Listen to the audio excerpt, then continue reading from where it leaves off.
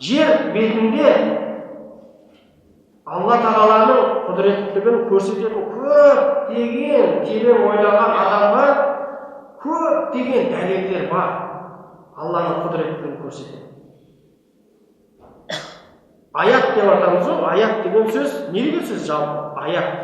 Араб тілінде аят. Орыс тілінде ол знамение, белгі деп аталады. Дәлел. Ненің дәлелі?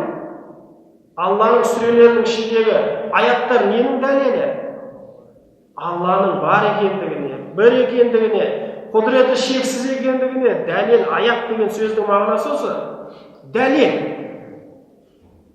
Терең ойланып қараған адамдарға, бүкіл атеистерге Құдай жоқ деп айтса да, терең ойланып көрген адамдарда жер бетінде бірақ қарасаңдар, Алланың құдіреттілігін көрсететін көптеген дәлелдер бар.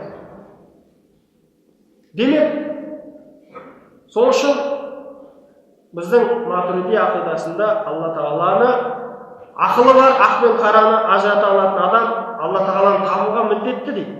Неге? Өйткені кез келген бір жерден адам жүріп өткен болса, оның артында із қалады ғой.